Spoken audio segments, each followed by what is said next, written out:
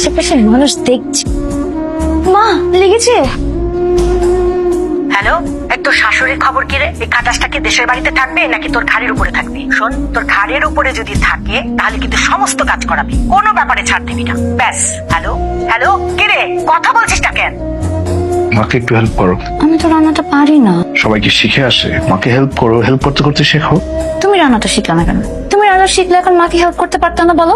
তোর শাশুড়ির খবর কি রে? এই খাটাসটা কি দেশের বাড়িতে থাকবে নাকি তোর ঘাড়ের উপরে থাকবে? কত বড় বদমাইশ মহিলা। তোমরা গ্রামের বাড়িতে বেড়াতে যাও না? হ্যাঁ মা, যাই তো, 3 বছর আগে গেছিলাম। এই দুধ দুধ দুধ কিছুই শেখায়নি তোমার মা। সামান্য একটু দুধও জল দিতে পারো না। সারাদিন শুধু ফোনে ইনস্ট্রাকশন আর ইনস্ট্রাকশন। হ্যাঁ মিতু, আপনি সবসময় ফোন করেন কেন? কি সমস্যা আপনার? আপনি এইভাবে কথা বলছেন কেন বিয়াই? কিছু হয়েছে? মেয়েকে মানুষ এত কল করে, দিনের মধ্যে 30-40 বার ফোন করতেছেন। আমার মেয়েকে আমি কল করতে পারবো না? অবশ্যই করবে। কল করে খারাপ কথা শেখাবেন কেন? আমার মেয়েকে কি আমি ভালো কিছু শিখাইনি? কি ইনস্ট্রাকশন দিচ্ছেন সেটা তো আমি নিজের কানেই শুনলাম। মেয়ে সামান্য দুধ জল দিতে পারে না, আর আপনি ঘন্টার পর ঘন্টা ইনস্ট্রাকশন দিচ্ছেন। অন্যের কথা আড়ি পেতে শোনা যে অন্যায়, সেটাকে ভুলে গেছেন?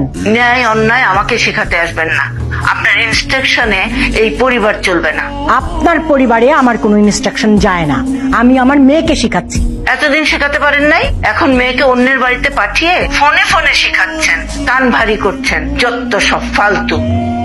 মারা তো একটু ভালোবাসা দিবে, বকবে, এটাই তো স্বাভাবিক। তোমার মা